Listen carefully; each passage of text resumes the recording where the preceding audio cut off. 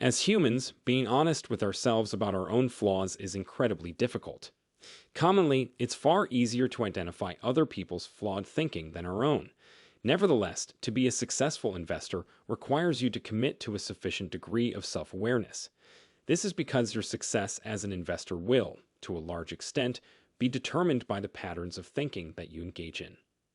Cognitive biases represent ways of perceiving the world that may not reflect reality. As an investor, it is important for you to be aware of how they can function to distort reality. Moreover, recognizing their existence can enable you to become wiser, allowing you to learn more about how you think and why you think in particular ways. There are numerous cognitive biases that affect investors. However, in this video, we'll be exploring sunk cost fallacy. Before we begin, let me remind you that I have created many other cognitive biases videos for you to learn from and develop as an investor. Okay, now on to sunk cost fallacy. Have you ever sat through a terrible movie at the cinema simply because you didn't want to throw away the money that you had spent to purchase your seat?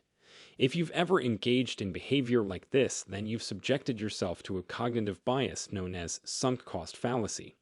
This tendency refers to a pattern of behavior in which someone continues investing their time or money in a venture simply because they have already committed significant resources towards it, even though, ironically, it may actually be causing that person a loss.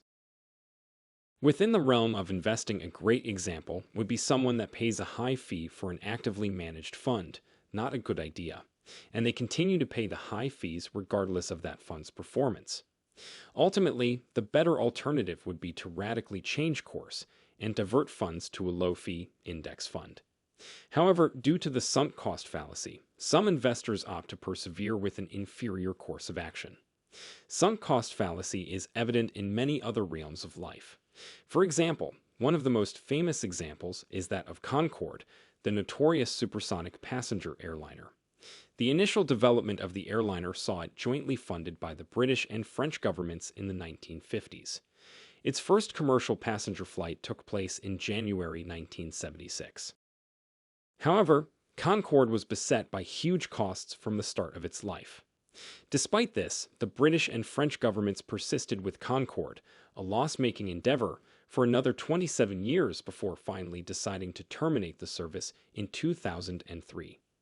You may be keen to note that sunk cost fallacy is sometimes known as the Concorde fallacy.